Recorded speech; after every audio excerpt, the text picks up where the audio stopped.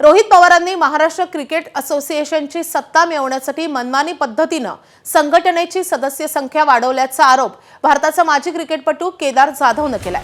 केदार जाधव हा महाराष्ट्र क्रिकेट असोसिएशनचा सदस्य असून भारतीय जनता पक्षाचा पदाधिकारी देखील आहेत। रोहित पवारांनी आपल्या बाजूने मतदान व्हावे यासाठी एमसीएची सदस्य संख्या 154 वरून वाढवून 571 वर नेली। त्यासाठी रोहित पवारांनी सदस्य करून घेतलेल्यांमध्ये त्यांची पत्नी कुंती, सासरे सतीश मगर यांच्यासह सुप्रिया सुळे यांची मुलगी रेवती सदानंद सुळे यांचाही समावेश आहे।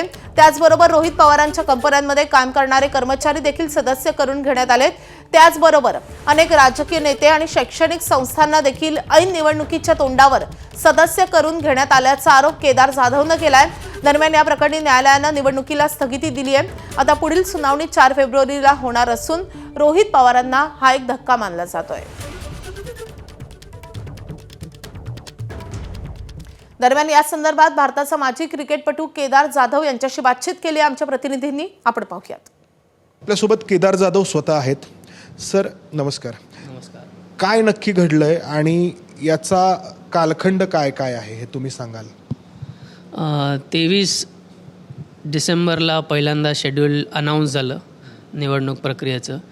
25 डिसेंबरला पहिल्यांदा ड्राफ्ट वोटर लिस्ट जाहीर झाली, ज्यात आत्ता तुम्ही जी माहिती दिली त्याप्रमाणे 154 आधी मेंबर होते आणि 25 डिसेंबरला पहिल्यांदा असं कळलं की 571 मेंबर झालेले आहेत तिथे।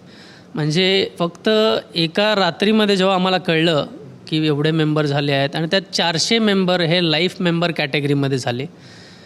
मी इथे तुम्हाला सांगू इच्छितो की 1934 पासून महाराष्ट्र क्रिकेट असोसिएशन ही संघटना आहे। त्याच्यापर्यंत म्हणजे त्यांनी ड्राफ्ट वोटर लिस्ट जाहीर करण्याच्या आधीपर्यंत 72 फक्त लाईफ मेंबर होते आणि एका दिवसात हे 400च्या वर त्यांनी जे भरती केली आणि त्याची संख्या 571 वर गेली। त्याच्यावर एक आमचा आक्षेप घेण्यात आला की हे जे 400 वोटर्स ॲड केलेले आहेत त्याच्यामध्ये आणि त्याच्या व्यतिरिक्त अजून 2 वेगळ्या कॅटेगरीमध्ये पण थोडीशी वाढ केली आहे। ती म्हणजे सी कॅटेगरीमध्ये इन्स्टिट्यूशन आणि मेंबर जिथे कॉलेजेस असतात त्याच्यात 4 कॉलेजेस त्यांनी वाढवले तसंच एका रात्रीत, आणि डी कॅटेगरीमध्ये ॲफिलेटेड क्लब्स जिथे आधी 24 होते त्याच्यात अजून 7 क्लब्स हे वाढवले आले। सो तिकडे 31 झाले। सो ही सगळी प्रक्रिया जी झाली आणि जसं सांगितलं की जे वोटर्स ॲड केलेत हे सगळे ऑल वोटर्स सगळ्या कॅटेगरीमध्ये वोट करतील असं त्यांनी सांगितलं। पण आधीच्या कॉन्स्टिट्यूशनप्रमाणे त्याच्यात लिहिलेलं आहे की फ्रॉम अँड अमंगस्ट, म्हणजे त्या कॅटेगरीमधली लोकं त्याच कॅटेगरीमधले वोटिंग करणार आणि ते निवडून येणार, जे की सगळे वोटर्स सगळीकडे वोट करणार। अशा परिस्थितीत मला सांगा ती जिल्हा संघटनेसाठी पण जर का 400 जण वोट करणार आहेत तर त्या जिल्हा संघटनांचा अधिकार काही राहिलाच नाही ना।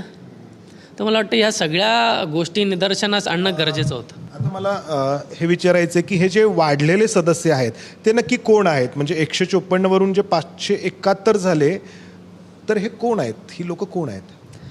तर त्यातले 25 जे लाईफ मेंबर आहेत ते आउट गोईंग ॲपेक्स काउन्सिल, म्हणजे जे 16 जणांची सदस्यांची समिती असते त्यातले डायरेक्ट नातेवाईक आहेत। म्हणजे कुणाची पत्नी आहे, कुणाची मुलगी आहे, कुणाचा मुलगा आहे। तर अशा प्रकारे त्यांना 25 जणं ॲड केलेले आहेत। 18 16 ॲपेक्स मेंबर जे आहेत त्यांच्यामध्ये मिळून 25 मेंबर्स ॲड करण्यात आले। 18 मेंबर्स हे रोहित पवार यांचे डायरेक्ट फॅमिली रिलेटिव्स आहेत आणि त्यात त्यांचं कुटुंबवाले सगळे आहेत। तर त्यात माझ्या माहितीप्रमाणे त्यात त्यांचे मगर जे सासरे आहेत त्यांचे फादर इन लॉ ते आहेत, पत्नी आहेत। मला वाटतं हे सगळे भाऊ असतील, कझिन्स असतील, ते हे सगळी ओव्हरऑल फाइंडिंग आलेली आहे। त्याच्यानंतर 56 मेंबर्स हे असे ॲड केलेले आहेत जे त्यांच्या बिझनेस कपॅसिटीमध्ये डायरेक्ट और इनडायरेक्ट प्रकारे निगडीत आहेत आणि 37 हे NCPचे म्हणजे शरद पवार पक्ष गटाचे डायरेक्ट रिलेटेड आहेत। एक्स MLA आहे, काही नगराध्यक्ष आहेत, काही जिल्हाध्यक्ष आहेत। तर मला वाटतं हे सगळं एकंदरीत असं दिसून होतं की फक्त एका कुटुंबाला ती असोसिएशन स्वतःच्या ताब्यात घ्यायची होती, त्या हिशोबाने ही सगळी झालेली प्लॅनिंग आहे। शरद पवारांच्या कुटुंबातले, सुप्रिया सुळेंच्या कुटुंबातले काही आहेत त्याच्यामध्ये? कारण पक्ष त्यांचा एकच आहे। जेवढं मी वाचलं त्यात मला वाटतं की त्यांच्या सुप्रियाताईंच्या मुलीचं पण नाव आहे त्यात, एवढं मी त्याच्यात बरोबर, ड्राफ्ट वोटर लिस्टमध्ये अध्यक्षपदाच्या निवडणुकीमध्ये रोहित पवारांच्या विरोधात उमेदवार असाल तुम्ही?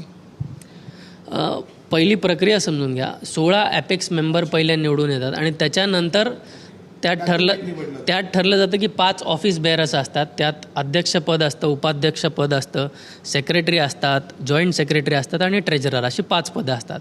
तर तो पुढचा टप्पा आहे आणि आमच्या क्रिकेटमध्ये तसं सांगितलेलं असते की 1 बॉल ॲट अ टाईम. त्यामुळे पहिला टप्पा हा 16 ॲपेक्स मेंबर आमच्या पॅनलचे निवडून येणं हे गरजेचं असतं. अपेक्षा हीच आहे की यातून महाराष्ट्राच्या क्रिकेटचं भलं होईल. कॅमेरामन विजय राऊत, मंदार गोंजारी, ABP माझा, पुणे. ABP माझा, उघडा डोळे बघा नीट.